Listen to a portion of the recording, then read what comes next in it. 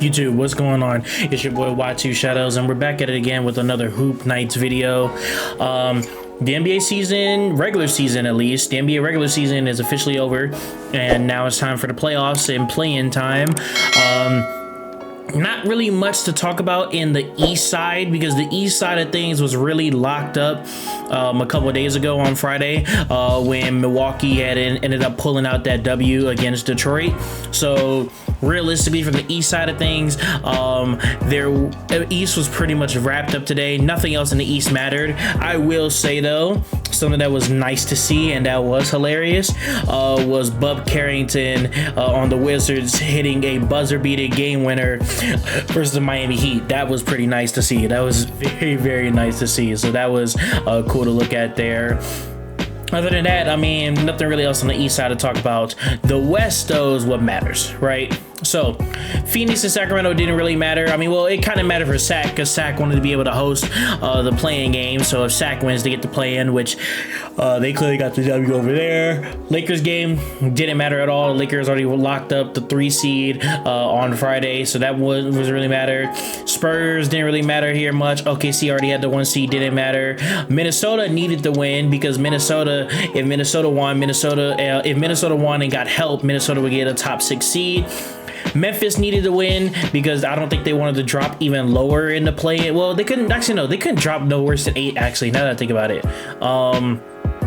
Although I will say, if Memphis had lost, I think it could have changed up the bracket a little bit differently. Denver 1000% needed to win too. If Denver lost to Houston with Minnesota winning, it would have changed this entire bracket up.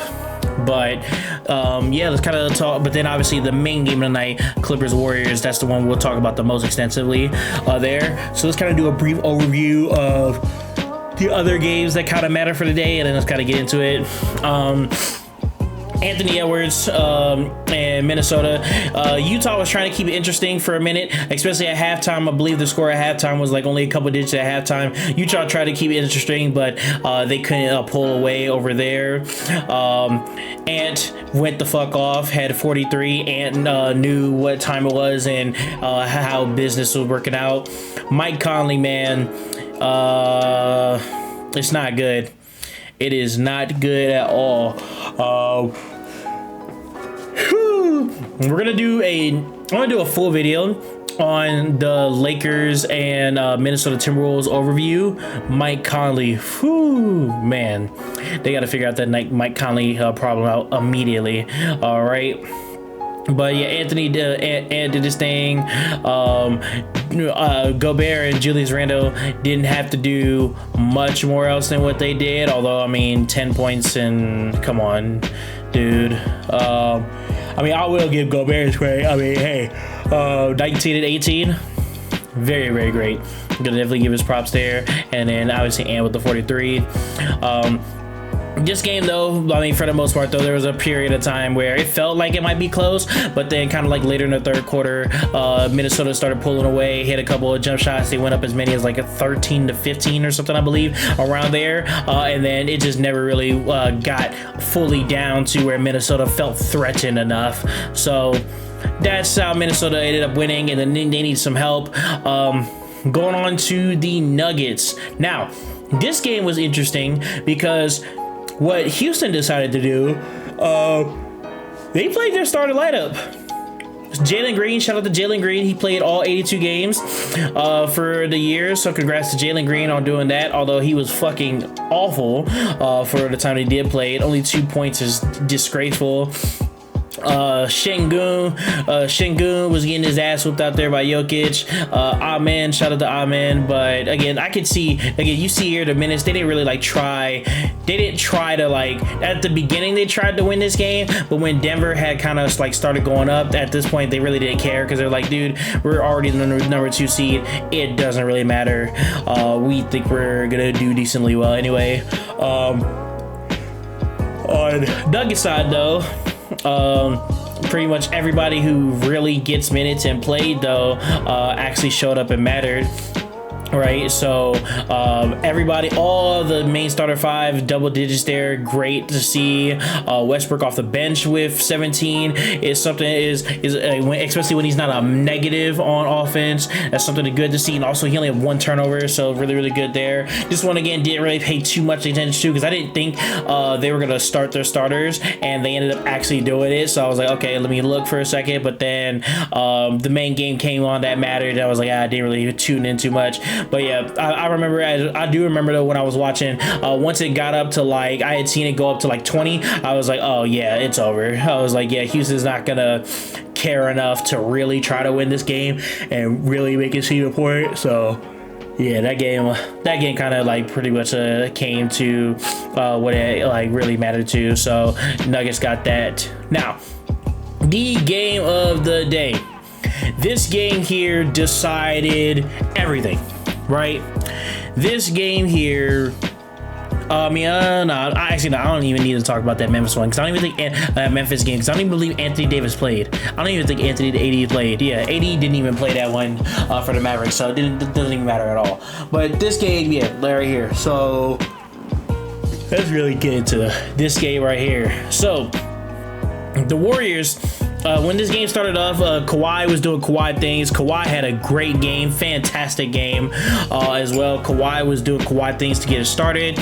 And then there was a stretch like in the early period where Jimmy Butler had just taken over earlier in the game. And Jimmy Butler had helped them go up to like as many as like 13 point lead, 13 point lead early in the game. Like after the first couple of stints, I believe like later, like around like towards the end of the first quarter, like I would think it was like around a 4 or 5 minute stretch or something.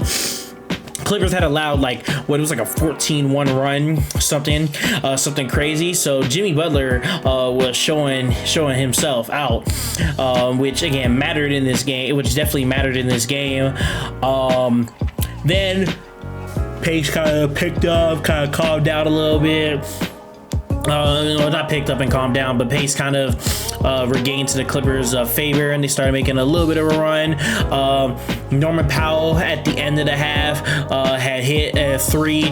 Funny enough, right? If Norman Powell misses that three, I would not be mad if Ty Lue or somebody chewed his ass out, because Zubac was rim rolling, and there was like, I believe when that had happened, right? When Norman Powell had took that shot, there was like 3 seconds left on the game clock, like when he went past half court and hit that, because Zubac, like 2 or 3 seconds left, because Zubac was in the paint wide the hell open for a wide open dunk or layup right there, and Zubac was finna be pissed. Zubac was calling for a wide open, and Norman Powell just pulled up. But salute to him, because people only remember the makes. But yeah, it was just funny to note that Zubac was right there, and if he misses that and Zubac gets that, they're gonna chew his ass out in the locker room about that. But yeah, that was just a funny thing to see there. One of the big things that I would say definitely changed this game for the Clippers is Chris Dunn. I mean, obviously the stars and the Zubac and them actually like helped out, but Chris Dunn actually mattering on offense definitely helped out, because this game they left Chris Dunn wide open a lot, because Chris Dunn is not somebody you expect on offense. Chris Dunn went perfect from the field, 3 of 3 from 3 wide open in this game, and he had a couple of lobs to Zubac, timely assists too. That's why he had 6 assists today. Chris Dunn didn't play terrible on defense either. He wasn't getting blitz. So yeah, no, Chris Dunn was definitely one of the big X factors in this game for the Clippers, and why I think they ultimately ended up pulling this game out in overtime. The Warriors though still had multiple opportunities to win this game in all fronts, but Steph Curry in the end of the game, they had Steph Curry locked up, funny enough, it's not even gonna say locked up, it's just that Steph Curry made some terrible decisions. And Steph Curry, if we're gonna be honest, 8 turnovers loses you the game.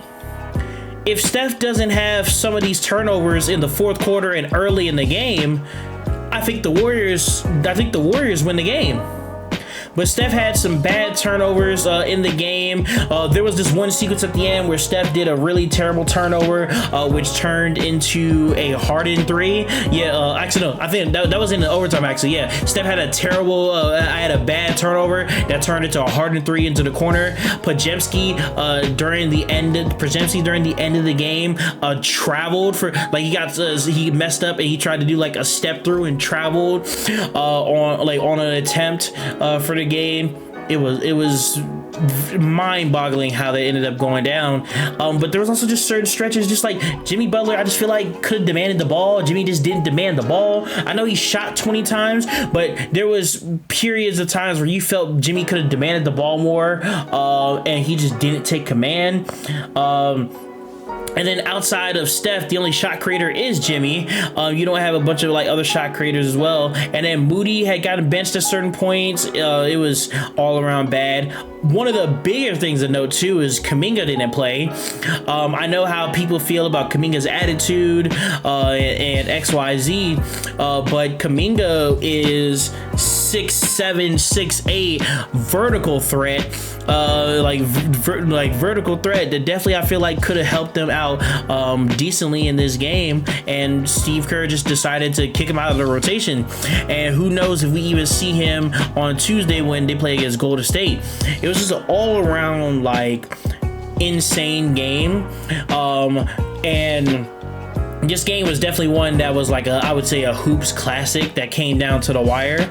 But in the end, though, Harden, especially in overtime, I didn't like how how Harden played today. But in overtime, Harden came alive. Harden hit 2 big threes, and then drew a foul. That looks like, funny enough, it was supposed to be a lob for Zubac, so I thought they were gonna call a side out, but he ended up getting the call to get 2 free throws there. So Harden had I think he had 8 or 10 in overtime. So Harden in overtime was phenomenal. Zubac's Big Zoo, man, no wonder why he's in the DPOY race, most improved race, because Big Zoo hooped his ass off. 17 boards along with 22 points. Big Zoo did his shit today. And then the man, the myth, the legend, Kawhi Leonard. Kawhi, literally, man, one of the reasons why I think Kawhi is one of the greatest ever is his skill set is unmatched. And I know the thing is like the big if with him is the health, but man, when he's been on the floor this year for the Clippers just have looked like a different team, man. They really have. So yeah, man, because of the Clippers winning though, if the Warriors had won the first round matchup of the 3 seed, well, literally how the first round matchups would have go, right? Lakers would have played the Warriors, Denver would have hosted Minnesota, and Clippers would be 7.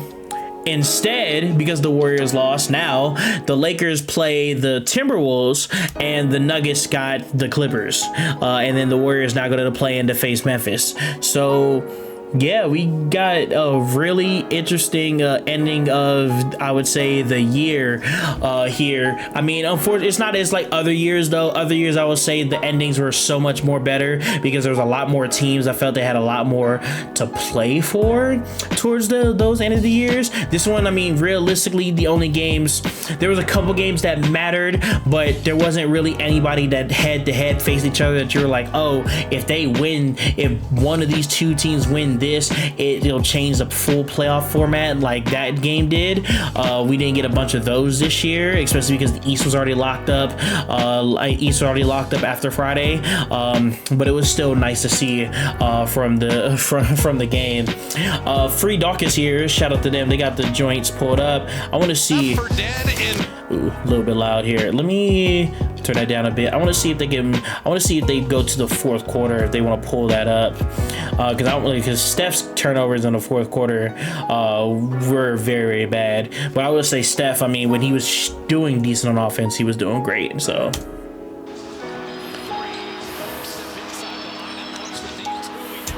Kawhi got that. Where is his? Do they show it over here? So hold on. I think this is, yeah, this is it. Okay, here we go. Here we go. Yes, technically, I'm not gonna lie. The reaching right there, you could say is a foul. And yes, maybe anybody could theoretically call this a foul too. I'm so glad though that the refs did not call it, because this is, again, stuff play on, like this is like really just play on stuff. I'm so glad they didn't call a foul. So as you can see here, Steph has position on Norman Powell. And Chris Dunn obviously shades right here, and you can't throw a lob because you got Big Zoo right here, and GB2 rotated late, and GB2 rotated late. So pretty much he's right. Draymond's the only option. Oh, actually, oh yeah, nah, he wouldn't have got it up. He probably would have gotten blocked. So pretty much here, Draymond's the only option, but Kawhi Leonard's literally sitting on it. In this moment here, right? When we're talking about moments, like game stuff that matters, right? I just think here, you get Chris Dunn out of the way. If I'm a Warriors fan, I would rather live with Steph pulling up here than do what he did. You got into a situation, and the thing is too, you didn't have a lot of time left. So 3.1, you gotta let the shot off immediately. And Draymond's a set shooter. Draymond has to be like set. So Draymond with 3.1 is not really gonna be fully set to shoot.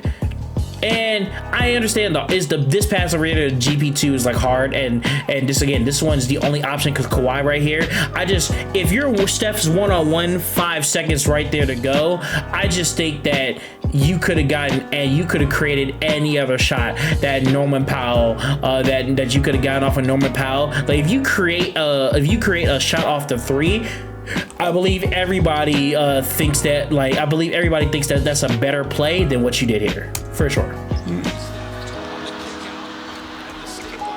Now, here's the funny thing about this play. I also thought Draymond could have sold here, because I was like, oh man, we might have a Kawhi buzzer beater. So right after around this time, right, it was like 20 something second, like it was like 28 seconds or something like that left, right? Draymond uses his foul to give after the 14-second shot clock, right?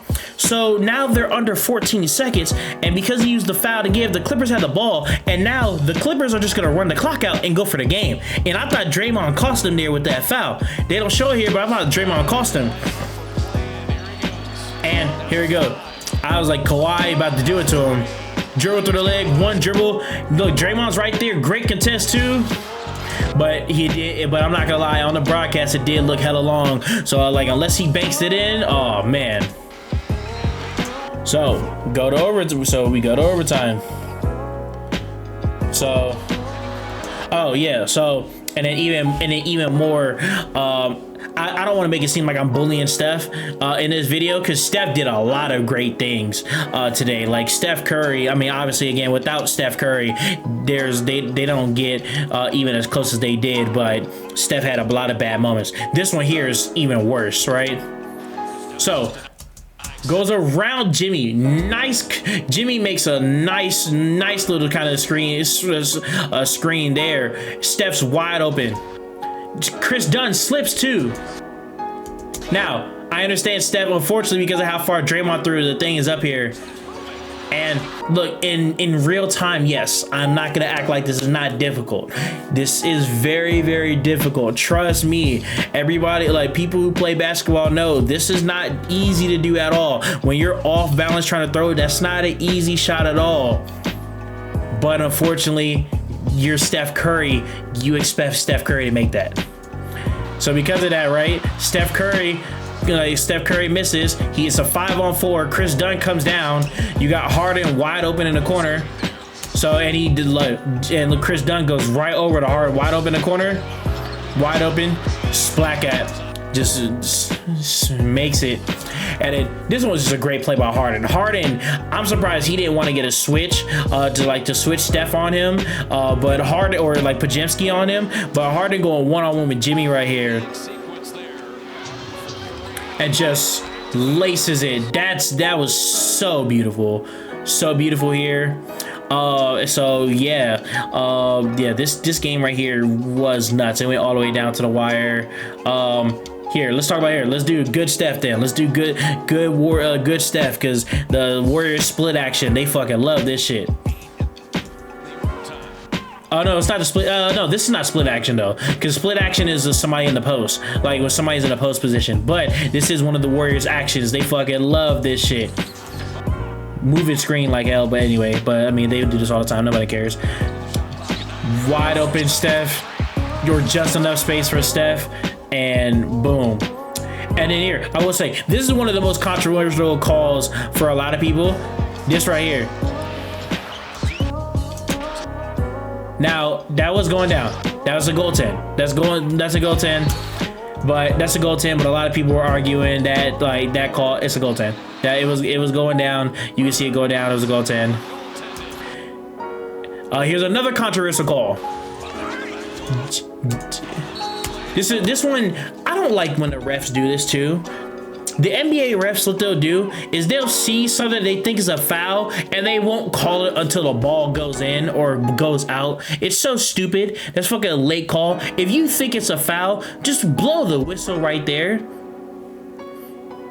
Like, they waited until this basket almost went down, like pretty much was almost in the cylinder, and then they called the and one. Thankfully though, the Clippers reviewed this, and the Clippers, and they called it marginal contact. They were like, Chris Dunn didn't really touch him, so they gave him, they got rid of it and they gave the ball back. So, but now we get to like the 2 plays I think that really cost the Warriors. So right here, the 2 plays for sure. Well, I mean, not gonna say 2 plays that cost the Warriors, but 2 plays that, like, I think if they are executed better, also again looking at different outcomes for this game. First one is easily this Draymond play. So Steph right there, double teaming Steph, 31 seconds right there. Get GP wide open, feeds Draymond right here. Draymond, go strong up for the layup. Why you bump going into Kawhi? Go straight up for the fucking layup, and it's a tie game. And the funny thing, right, is if you get this layup, there's like 27 seconds on the clock. So even if for whatever reason the Clippers score, guess what? You guys have the timeout. And then you guys get the opportunity to get the ball back and draw up one more play. Instead, this happens.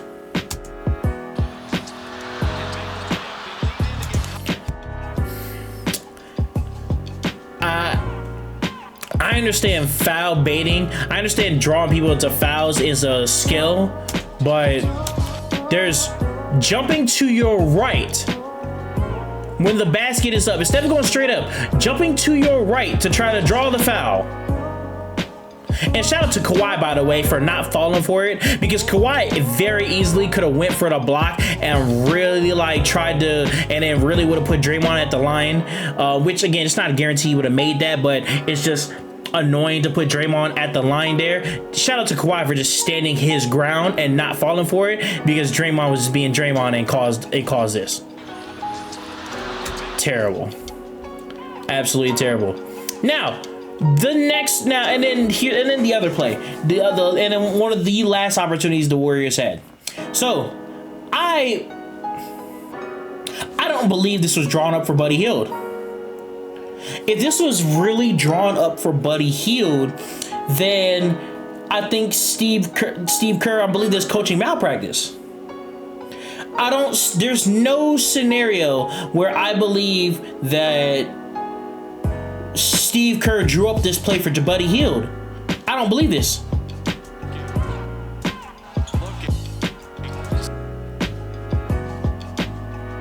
But then again, after assuming what the read was going to be with Steph here, Kawhi was already on it. So I don't believe the reads were for Buddy Hield, but they regarded Steph perfectly. So you kind of, like, now that I look at it, like, when you slow it down more, Buddy Hield is legit the correct option here. And And Buddy just throws it up. Doesn't even pump fake or nothing to try to get him open. A pump fake or anything to do this. Just go straight up.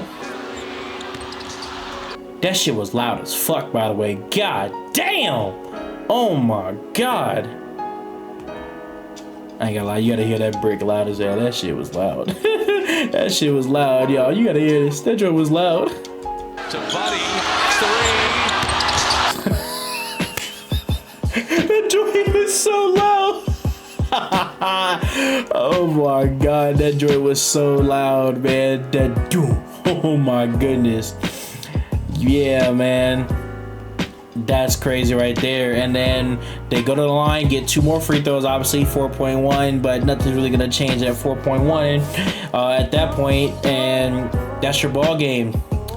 Yeah, I just when I think of the ways the Warriors could have won this game and they didn't execute, I blame multiple people on multiple fronts. Like, I don't think Buddy Hield should have been in the game. I don't think that I understand that Steph was the first read, but I don't believe, but Jimmy taking the ball out of bounds is puzzling to me. I don't understand why Draymond wasn't taking the ball out of bounds if Draymond wasn't going to be the main screener, right? Like, so hold on. Yeah, I don't understand why Draymond or Pajetsky wasn't gonna be out of bounds. If Draymond was supposed to be a screener, or like a better screener, Draymond didn't do what he there. I don't understand why Pajetsky wasn't in there as well. I mean, me personally, if I'm gonna draw up a play, I don't want Buddy Hield in here. Put Moody in this game, or put Looney. Put Looney to be another screener so that you got 2 other options that are open in Pajetsky or Curry to try to get somebody open, and then if Jimmy is the only person that gets it, give Jimmy the ball back at the end, and boom. Like, I don't know. I really very puzzled on the decision making. Just a lot of puzzled, just a very, very puzzled on a lot of decision making stand in the game. I mean, again, Steph with 8 turnovers is not going to help you at all by any chance. Jimmy Butler not biting the ball is not going to help you. Draymond missing open layups again doesn't help the Warriors at all. But at the end of the day, now they got to deal with the fact that Steph has a hurt thumb, and you're gonna have to play another game instead of getting almost a week off of rest, because you didn't take care of business earlier in the year, because you didn't care earlier in the year because you didn't have another co-star, and then the Warriors didn't have another co-star for Steph, so you didn't take a bunch of those games as seriously as you probably should have, and then now you got issues like this now where you got to play another game, and that other game is not an easy game because Memphis kind of got a chip on their shoulder to prove. Memphis could come out and stun y'all as well. And probably one of the last things I think that they would want to do is instead of play Houston first round, is actually play Oklahoma City. Because Houston, I think they can get past Houston.